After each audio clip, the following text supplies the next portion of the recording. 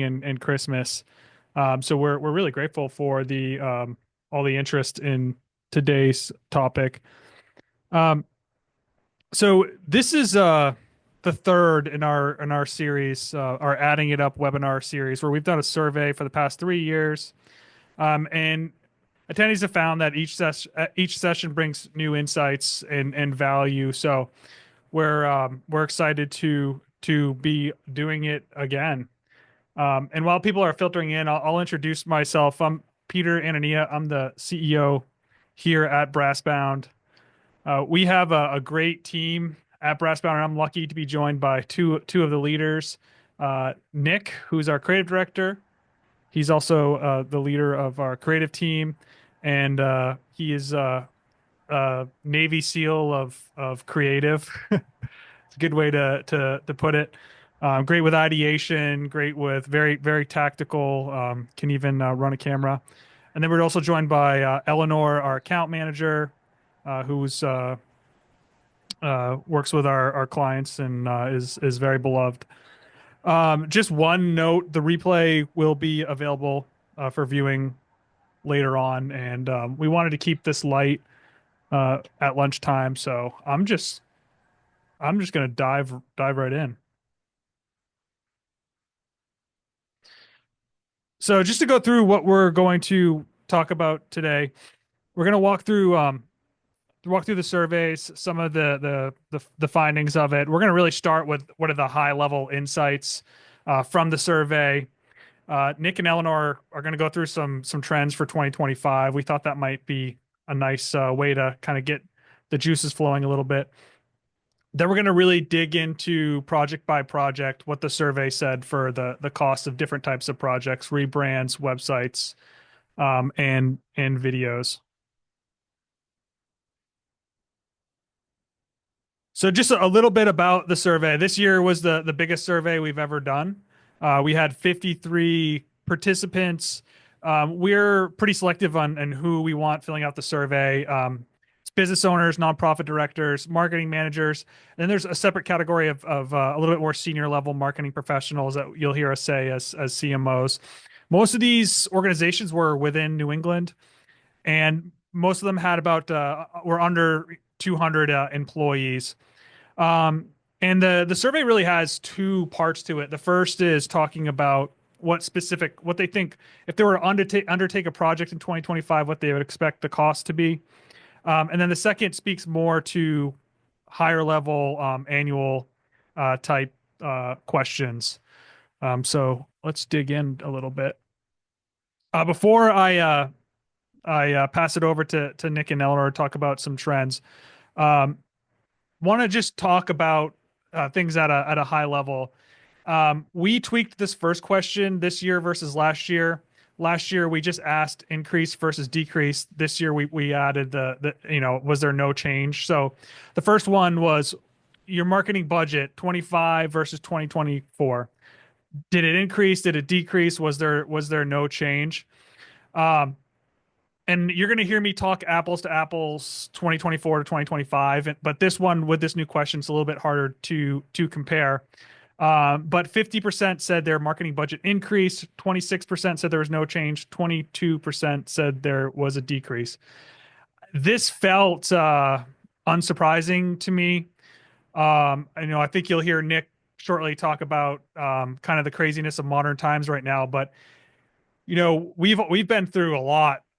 We've been through a lot lately as a society, and there's been uncertainty going back to COVID, and I think what I see here and what we hear is people are this uncertainty is kind of the new normal, and people are kind of feeling like now, even with uncertainty, I'm not saying we're not facing uncertainty anymore, but people are feeling like they can come out of their shells a little bit, and are increasing their budget or at least not increasing. And then the decrease, I mean, that percentage just makes sense to me because I mean there still is a little bit of reason to be timid out there in the marketplace. So I thought this was exactly what I would have expected with our participants. So I found this really insightful.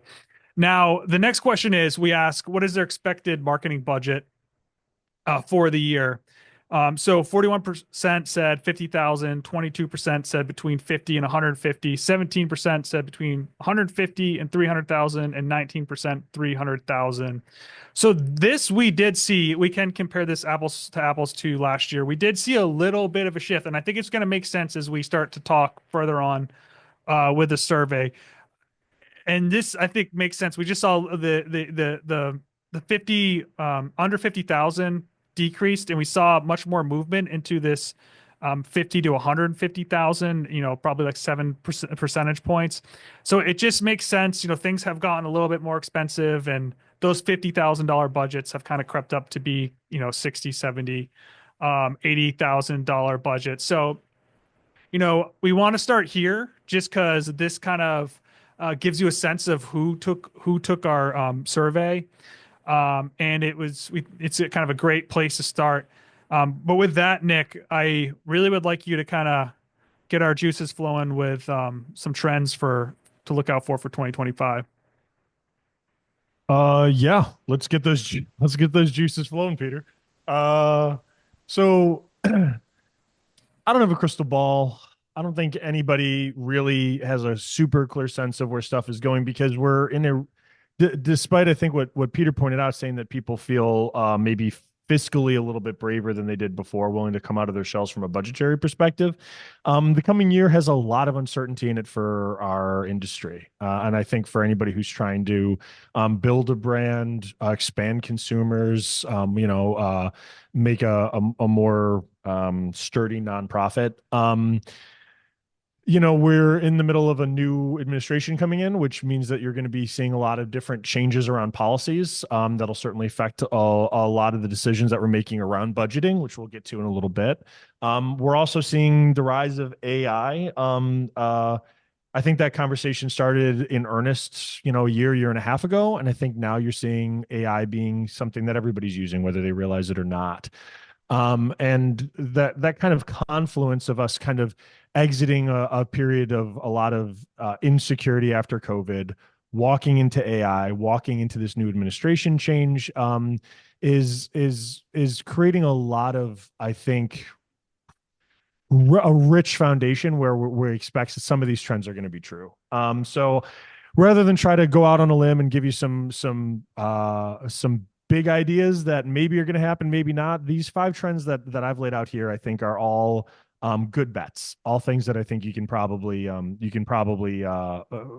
plan on for the year. The first one is authenticity. I bring this up every year, guys, because authenticity is just really an important part of any brand. Being able to understand who you are as a company, what that personality is, telegraph that to your consumers, and feel genuine has always been important. It's getting more important, I think, with every year. The note that I have on this list here, you can see is, 50% of consumers believe that companies aren't authentic, and 90% of consumers want authenticity. And that number skyrockets when you look at Gen Z, which some of you are going to be courting Gen Z in a big way now. Many of you, or all of you, will be courting Gen Z in a big way in another couple of years as their buying power gets bigger and as more of them kind of enter the consumer space. But a big part of this has to do with, around authenticity, has to do with a lot of people, to Peter's point, trying to get out of their shells and being willing to kind of move towards their own personal financial recovery, considering making purchases, considering making large investments, whether it's I'm putting on a new roof or I'm buying a new consumer product. There's a real inclination towards working to trusted brands and not throwing that hard-earned money away. A good way that you can kind of create that authenticity is working with influencers and content creators, which is something that I kind of hate to say because for a very long time I was suspicious of that. And it was never really something that I thought was central to authentic marketing plans. But increasingly over the last several years, it's become something that we run into all the time. Around 80% of people report that they're watching content from an influencer before they're making a purchasing choice. Then that's just in the last 30 days. So authenticity is going to be a really important trend in 2025, and a good way I think of trying to build a more authentic brand is finding ways that you can get traction and build relationships with influencers, even micro influencers who are specific to the industry you're working or the vertical you're in. And then finding ways that you can communicate using that brand voice authentically, both with an influencer, but also directly with consumers.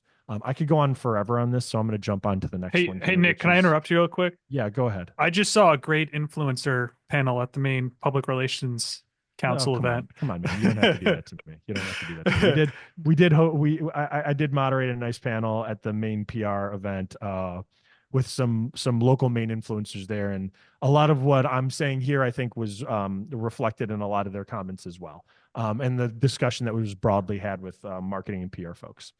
Second thing I want to talk about is AI. For our purposes from a creative space, we as an agency largely use AI for concepts and development work. I think a lot of marketers out there are using AI to rapidly gather data points and be able to get a little bit more insight, or in many cases a lot more insight than you were able to do before, even with, you know, big data pools that you would get from Google, right? Or meta marketing.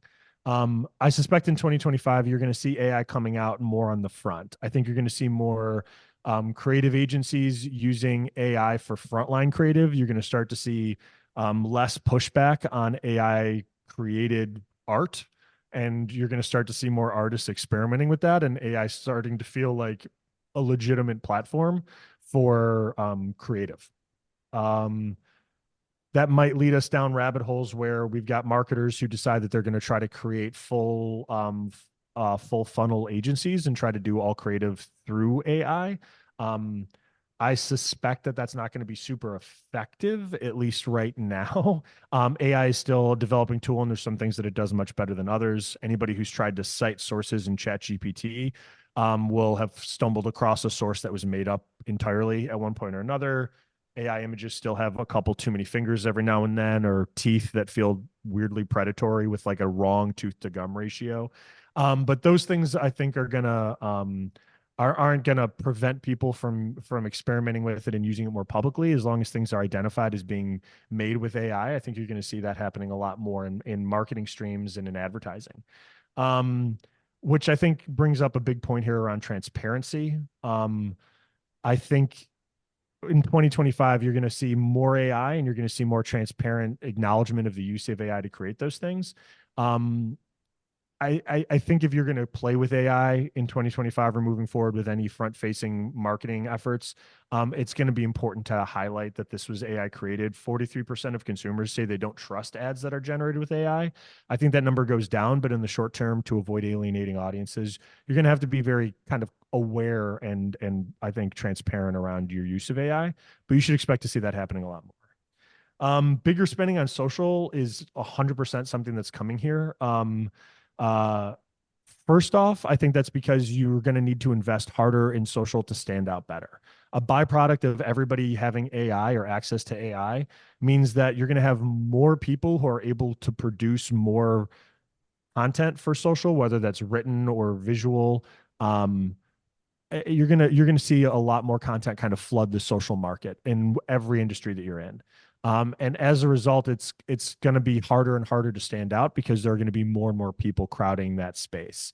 Um, the that kind of compounds with the fact that globally people are claiming that social ads just aren't capturing their attention. Last year, 43% of people said that social advertising caught their eye, or they could think of a moment when it did. This year, that number's down to 31%. If we keep trending there, we're going to be under a quarter of audiences feeling like social is appealing to them, standing out to them, getting their attention when they're scrolling through stuff. So I think that a big expectation here is you're going to see more spending on social, but also bigger investment in social that can stand out. We'll talk a little bit more about how videos are an interesting way to go about that. But yeah, social no doubt will be a bigger investment moving forward. Inclusivity shifts. I want to flag this, and I know that sometimes it gets a little touchy with folks because a lot of these conversations have been highly politicized. But inclusivity is widely appreciated by consumers in every vertical. Around 8 in 10 people especially around Gen Z, millennials, LGBTQ communities, thinking and learning differences, people with disabilities.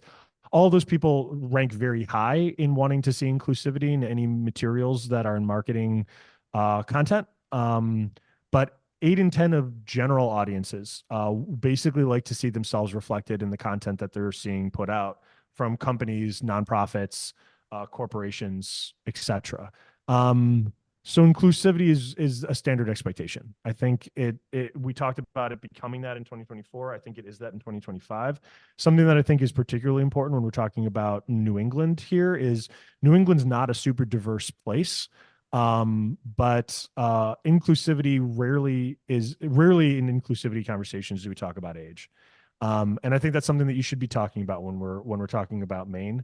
Um, One, because it's more relevant to older audiences here in New England, but the second reason is because boomers still make up 70% of the consumer dollars being spent, even if they only account for 30% of the population. And that concentration in wealth is something that you really can't ignore if you're trying to either increase charitable giving to your nonprofit or grow a consumer business. And then lastly, something that I think is just helpful is there's been a lot of conversation about like how do we reach different audiences, particularly around Gen Z. There's been a lot of pearl clutching, a lot of heartburn around what tactics allow us to reach different audiences. And it seems like there's kind of finally coalescing a shared agreement about the sorts of inroads that you can have in marketing to get in touch with different audiences. Humor seems to really resonate well with boomers, Gen Y, millennials. Music has a huge influence on Gen Z.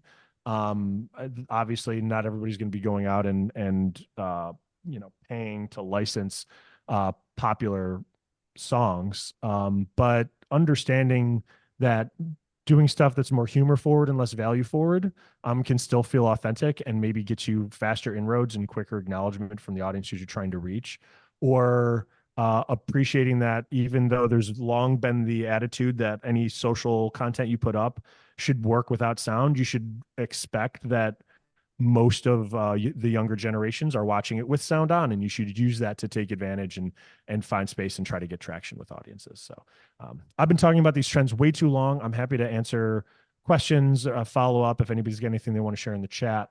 But I would be comfortable betting on these five as being realized over the course of the next 12 months. So I'll stop talking now, Peter. It's back to you, buddy. Oh, that was great. Humor had me thinking of our last ad for DeMillo's. That was well received. So I think that's all right on point, Nick. Um, so I'm gonna go through rebrand costs from the survey. Then we're gonna hear from Eleanor and Nick again, coloring in the lines a little bit here. So the Nick and the creative team, we all looked at many different charts and ways to display this data, and they came and we came to the conclusion that the pie chart is really the best way for our attendees to kind of digest what the results of the survey were. And we're also going to be talking about average and median, just because, median can be a good tool when the average has some outliers skewing it. And we also have, we're going to be talking about job types. But with rebrand costs, so the individuals we surveyed, 24% expected it to be under 20,000, 50 between 20 and 60,000, 18% between 60 and 100,000, and 8.5% above 100,000. So comparing 2024 and 2025, in 2024, we saw that average as 36,000 in the survey. This year, we had a 15% increase in the average. That may speak to our survey base, that it may speak to shifts in spending. And the median increased 25%. So I thought that was really an insightful part of the survey. And the average by job types, CMOs thought a rebrand would cost 82,000, nonprofit director 25,000, small business owner 28,000, and marketing director 25,000. That just made sense to me. That just sounds like the results of the survey. I was just like, yep, that's my experience out there in the market. I think the most surprising thing that I saw was this giant shift. And again, why we do this survey, it's really to start the conversation and to start giving you information. This isn't a Pew Research poll. This isn't statistically perfect. It's really just a jumping off point to start having this conversation and start planning. But I found this really insightful, and it resonated to what we see out there in the marketplace. Um, with that, I'm gonna throw that to you, Nick and Eleanor. Cool. Thanks, Peter. So as you know, we've been talking a lot about costs for rebrands and different parts of creative for organizations. And as we know, things are only going to be getting more expensive, which means that people are going to be looking at ways to scale costs down for their organization when they're looking at projects like rebrands. The natural option to scale down would be to go with an individual freelancer versus hiring an agency to do the work. On slides like this, I'm going to be going through some of the reasons you may look at freelancers to take on the work and other reasons why you may look at agencies. And whatever it ends up being, we want to make sure that it feels like the best fit for your company when considering these things. It's going to be a lot less of a pro and con list, and it's going to be more of a way just to compare options for organizations. So naturally, the first thing we're going to talk about is cost. When you're hiring a freelancer, you're hiring one person to handle the exploration of the brand, designing key elements, and then delivering the new brand to the team and rolling that out. This is a really great option if you're looking for an update to a few key design elements and stick to one discipline. This is a great option if budget is limited, but an organization really needs a rebrand. So next, we're going to be talking, about turnaround time and kind of just project management, generally speaking. One thing to keep in mind if you're considering a freelancer is to make sure they have experience in project management and are aware of any items that have specific deadlines. Freelancers are oftentimes really, really responsive. That's definitely a pro for them. But they can be managing multiple projects at once, and you want to make sure that any key deadlines are being communicated at the jump. And so alternatively, we're going to be looking at why hiring an agency might be good and some things to keep in mind.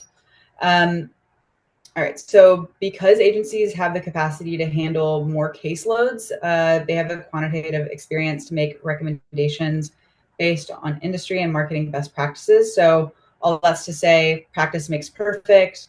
And the more experience you have, the more recommendations you can make. For a lot of people that are going to be doing rebrands, this is something that they only do about every 3 or 4 years. But for agencies, this is something that they do on a daily basis, and it's kind of the bread and butter. So it's a nice partner to have in that space if it's not something your organization is able to do at the drop of a hat. And then the next point is just workload efficiency. So as they say, many hands make light work. With multiple team members on a project, like in agencies, it means more projects can be started and handled in parallel of one another. And this is a good option if you have a multi-level rebrand that's going to require different elements to accomplish the goal. Like I said previously, if you're just looking to commit to a really singular project for your rebrand, maybe a freelancer is a good idea. But if you're looking to rebrand in the course of just a few months, it's really nice to be able to work with a lot of team members from different disciplines.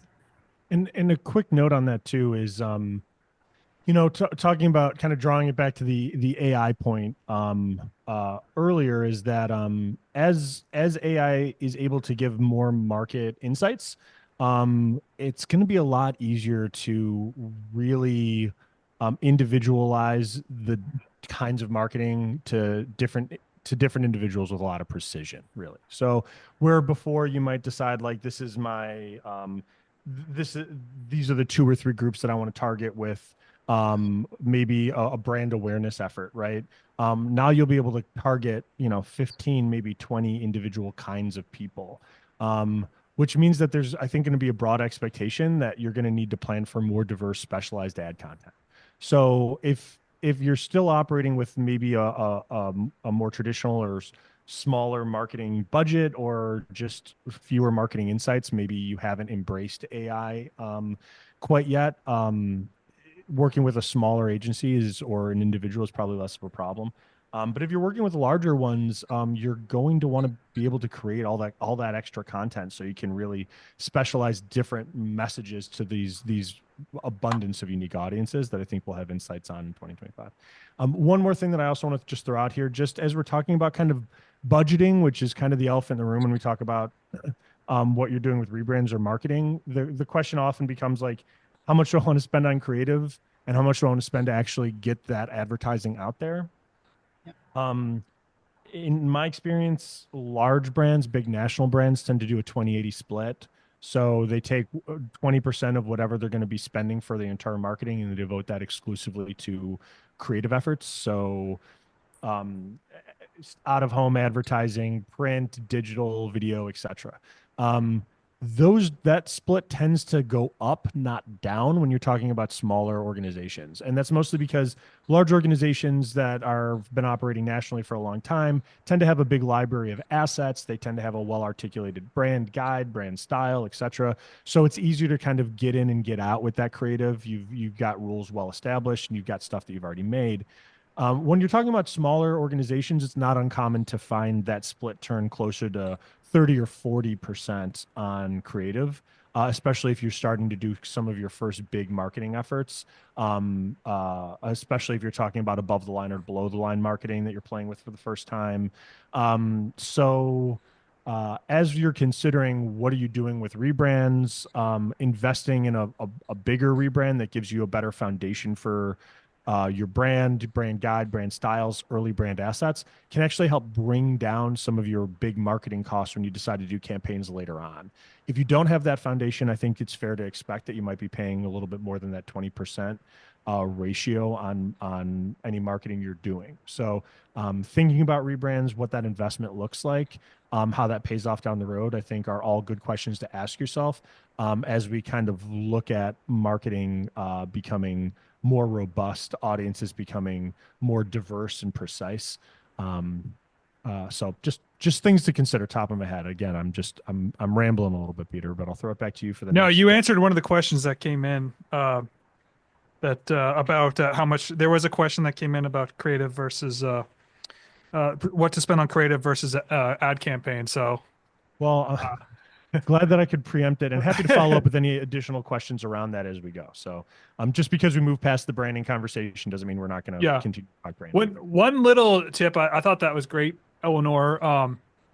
If you are on the lower end, that under 20,000, and you are going to be working with a freelancer, I mean, one way that you might use AI is if you're like me and you're not the best writer in the world, you can't write, fill out a questionnaire for the branding or agency or the freelancer. You might try to do that exercise with AI so that you can then go to the freelancer with some sort of discovery document that you've kind of worked back and forth with AI just to help give them a little bit more context for your rebrand. So I think on the lower end of the spectrum, AI could definitely be used for at least organizing your thoughts for the discovery process of a rebrand. It can also be a useful tool to try on different personalities too. Because when you're doing a brand, whether you're starting something up or revisiting it, a big part of your branding is figuring out what does your voice sound like? What's that ratio of humor to corporate jargon? Are you a warm, comforting brand? Are you an edgy technological brand? There's a lot of different ways that you can articulate yourself. So something that's sometimes helpful if you're just kind of trying on things rough and dirty with AI is put together what your brand values are maybe, or ask it to write the last email that you put together, and have it do it in different celebrity voices or art voices or pop culture voices.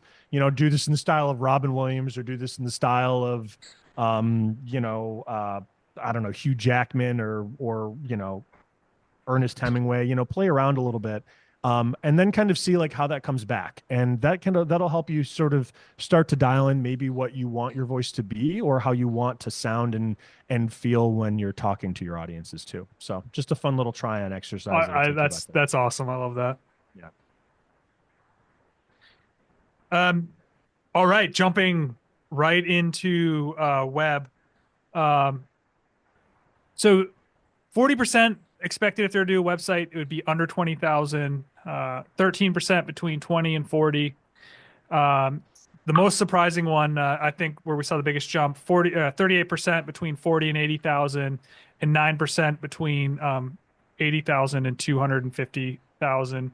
So the average for 2025 was expected to be, a new website would be 42,000. The median 28,000. Now, the average 2025 versus 2024, that was a 15% increase, and the median was a 40% increase. So, this was the most surprising one to me, just seeing how much of a jump there was in the survey for this, and I think we can speak to that a little bit. But CMOs, the average was 78,000, nonprofit directors 18,000, small business owners 22,000, marketing directors 37,000. So my surprise there was marketing directors being higher. CMOs I did not find surprising at all.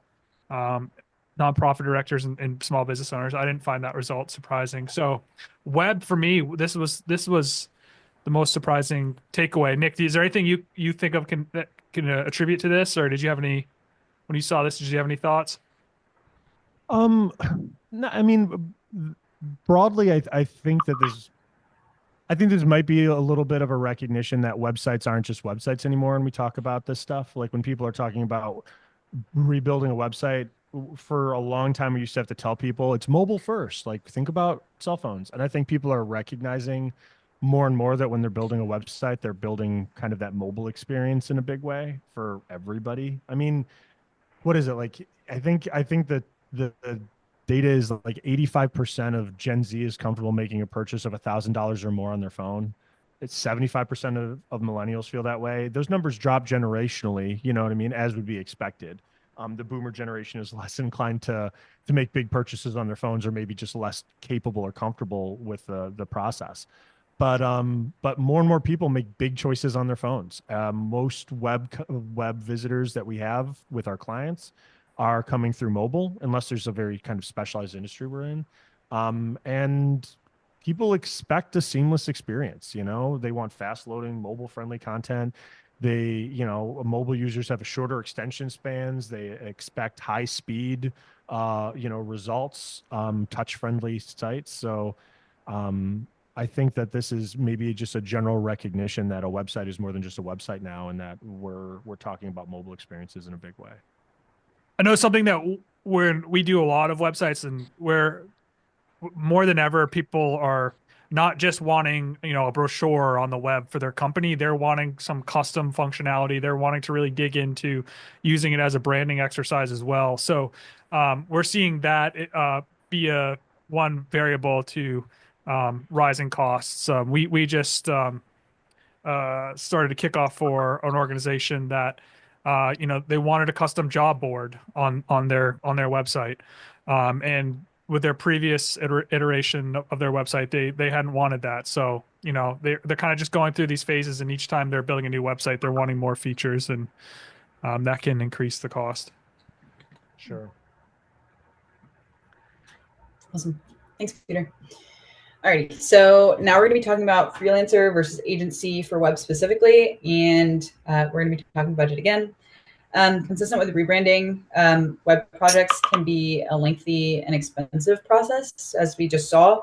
It's a huge bulk of the marketing budget, but I think people are, to Nick's point and Peter's point, people are really seeing the benefits of having a good web page, because it it only showcases your legitimacy as a business. But if you don't have a budget that may be enough to cover the overhead of the cost of a website build with an agency, considering a freelancer is a really viable option.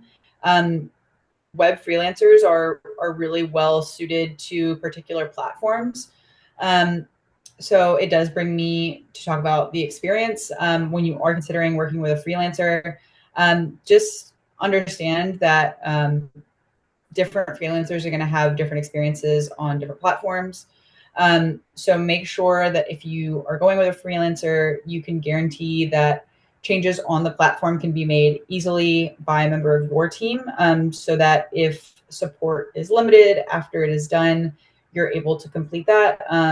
Make sure, obviously, that you know the platform that the work will be hosted on, and also make sure that like they are able to perform the functionality on the site that you're looking for. So it just means being able to communicate that effectively.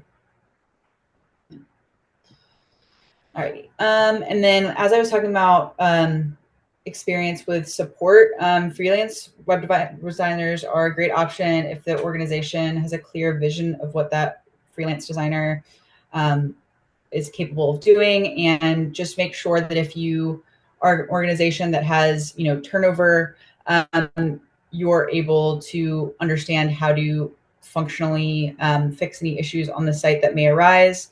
And if you do have any issues that you aren't able to fix on the back end, you're able to get in touch with a freelancer to cover those issues. But a freelancer is a really great option if you have a clear vision and a limited budget. All right, so let's talk about when you may want to go with an agency. When reviewing the cost of a web rebuild, you'll find that agencies' quotes may be higher than individual freelancers, and that's because of the overhead attributed to having multiple folks on a team supporting the project. But with that comes more perspective and the ability to pivot, and more disciplines to pull from for the website, which are often factored in on quotes. So things like copywriting, graphic design, project management, user design, and creative direction are all parts of a full web design project.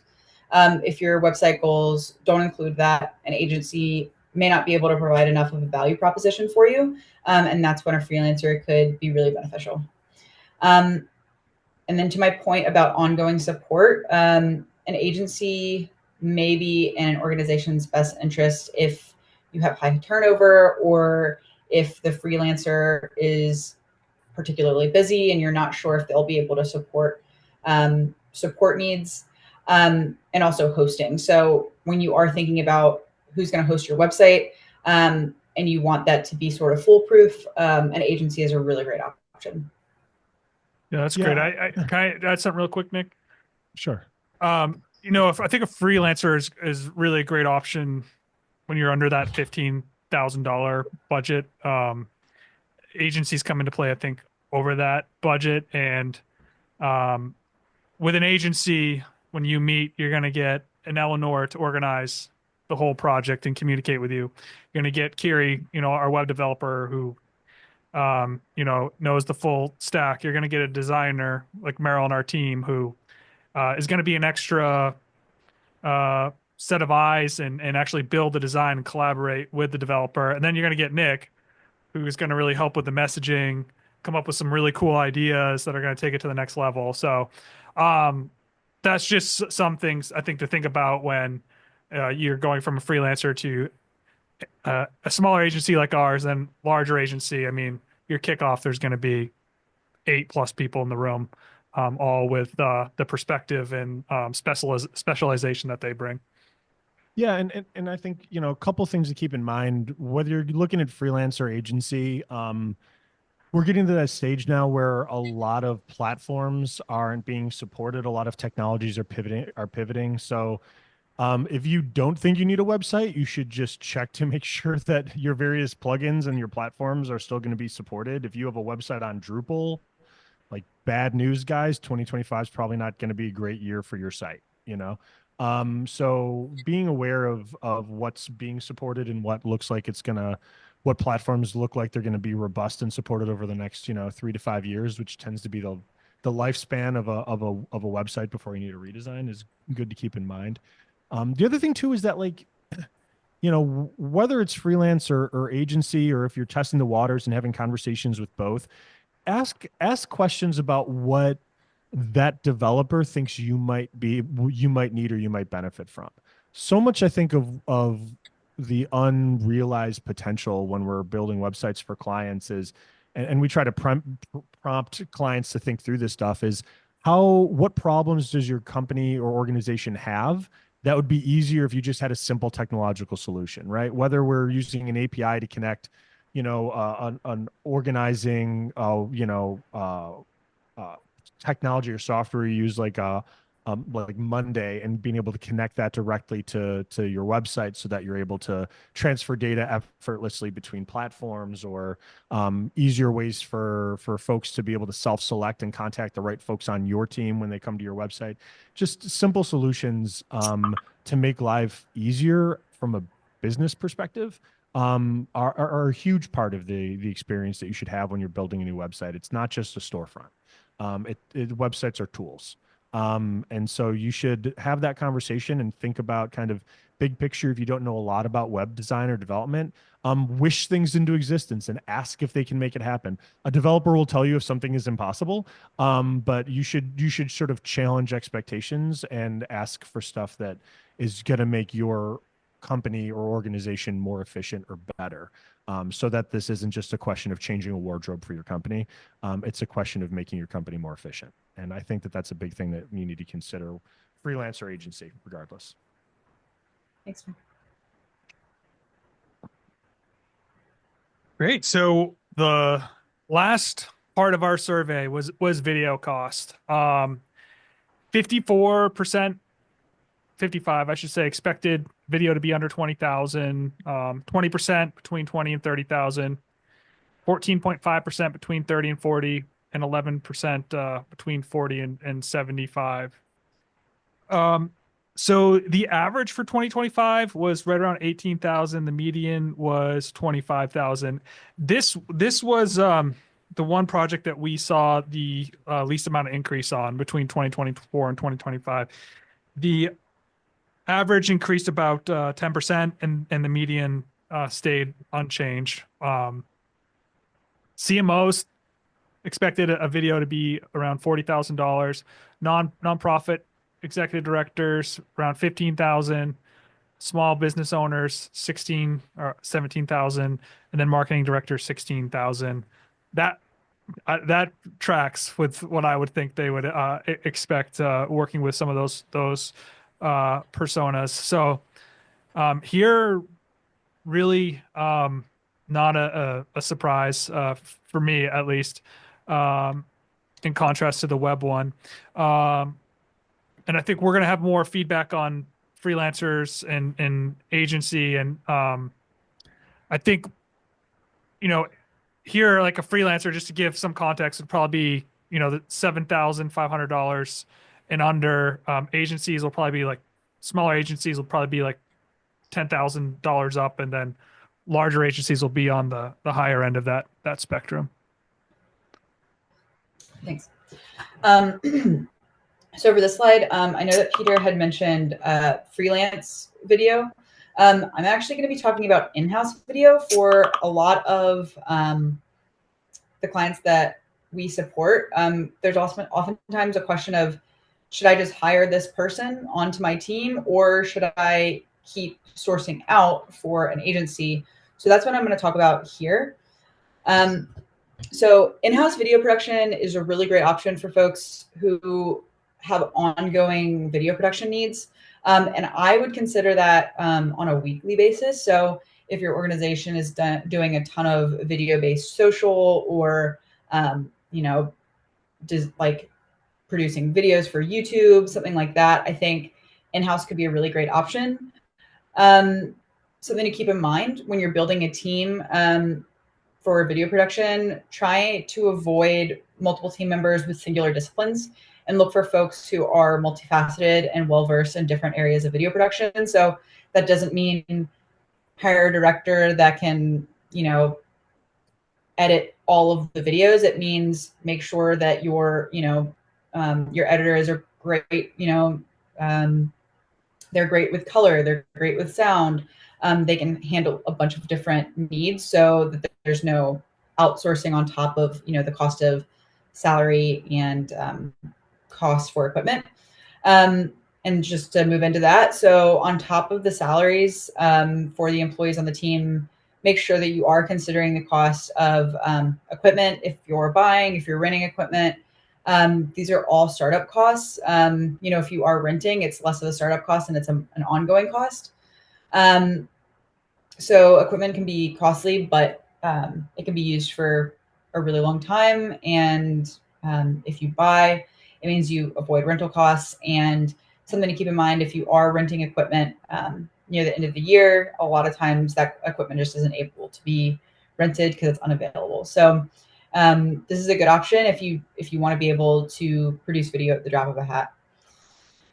And then lastly, it's really nice when you have in-house creative because it means that there's not you have complete creative control. Which if you are on a creative team that knows the central vision of the company, it means that you're really able to execute it. And, it means less discovery calls between you and an agency that's getting to know your brand. It's getting to know your team members, things like that.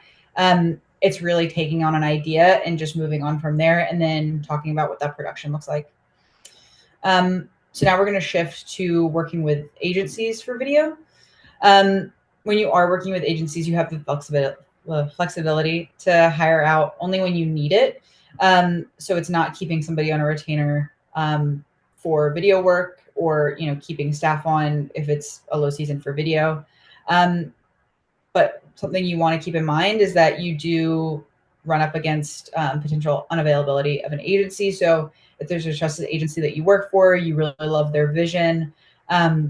They also have bandwidth. So, busy seasons dictate how much video one can take on. So this could lead to longer turnover time. So it's, like I said, something to keep in mind. One pro to working with an agency for sure is the ability to scale up or down. So it's really based on budget and need. If an organization goes to an agency, they can say, I have a budget of this much. And agencies are really good with, working with that budget and, seeing how that budget can be spent wisely. And then potentially if you are traditionally making smaller videos that have a smaller budget, and then at the end of the year, you find out you need this really huge video project, an agency can handle scaling it way up, finding the resources, making sure that the equipment matches the need, things like that.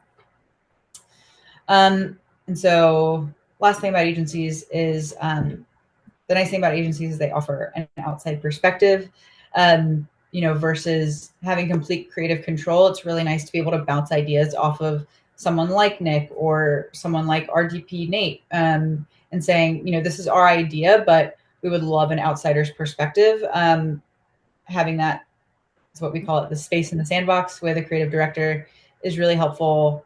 And it also helps understand what can be done within a budget, within an idea, and just provide options that you may not have thought of.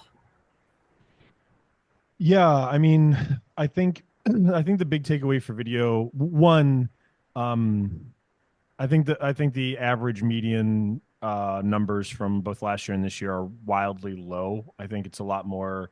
You're finding a more realistic number when you look at kind of what the CMOs and head of nonprofits and stuff are identifying, closer to that 16 to 20 grand space for video, and there's a couple reasons for that. One, we're dealing with a really fragmented media landscape right now. If you're looking to buy ad time for video, you should be looking on social as well as broadcast. I think some people would say broadcast is dead. I think that's highly dependent on what your vertical is and where you're operating. But I mean, 50% of marketers are reporting that they're planning on increasing their investments in TV streaming ads, social, as well as broadcast. I think there's only 8% of people who answered the poll earlier this month saying that they were planning to decrease their investment in video at all, which makes a lot of sense. Last year, 60% of the time that people spent on social media platforms was spent watching video.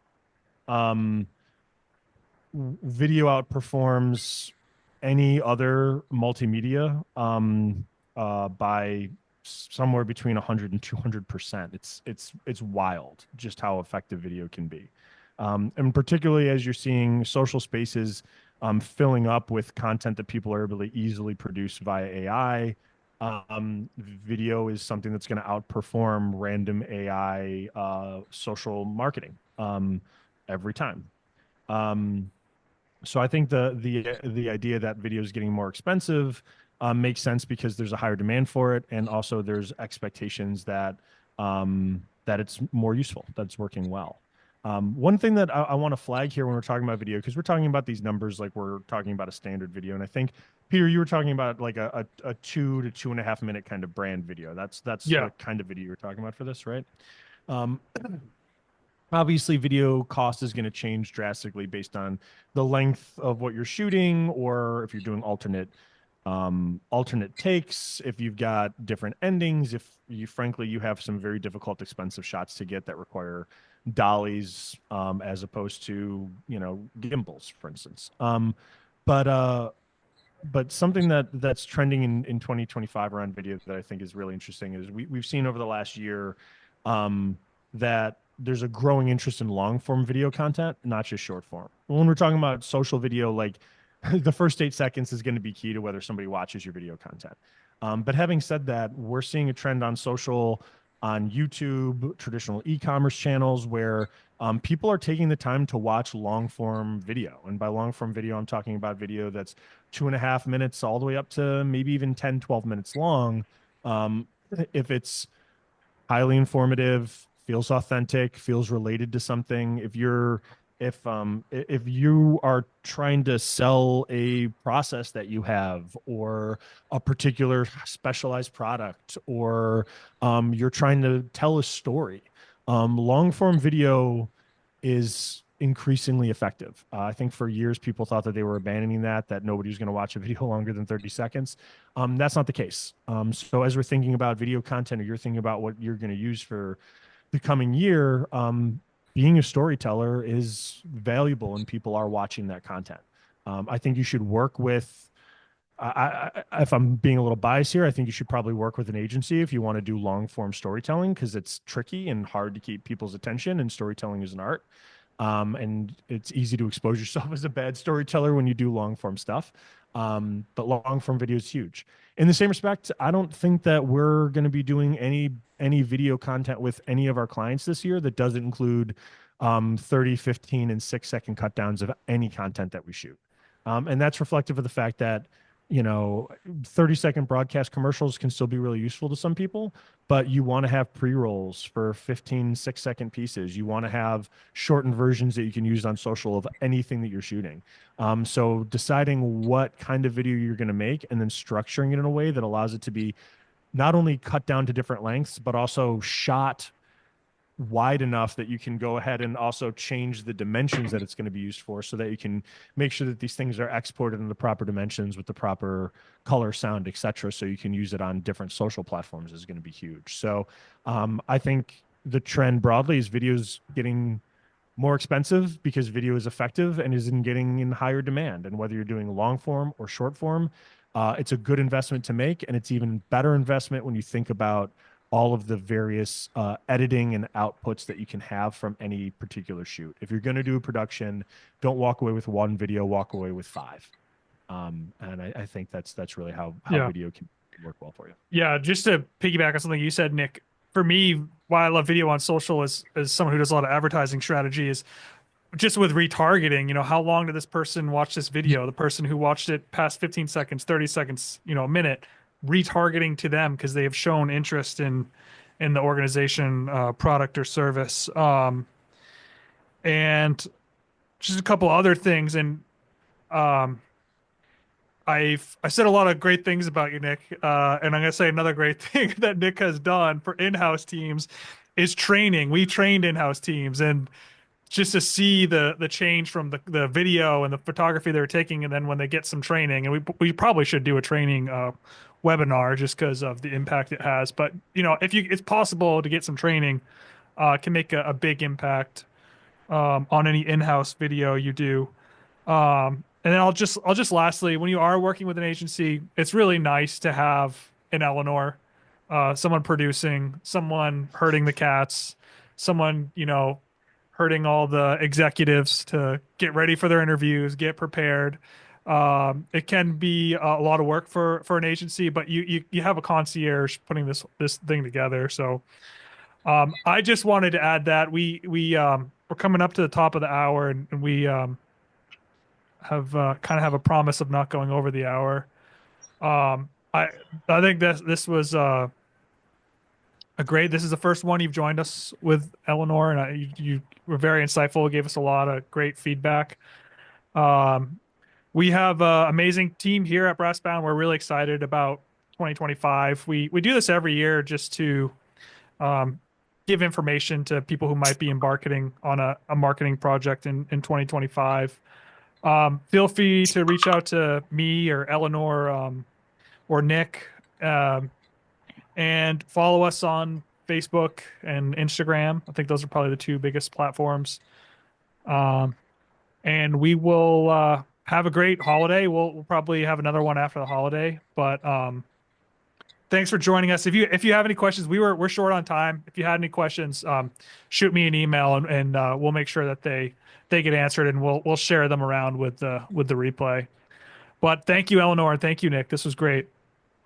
Yeah, absolutely. And thanks to everybody for joining us. Have a happy holiday season, guys. Bye, guys.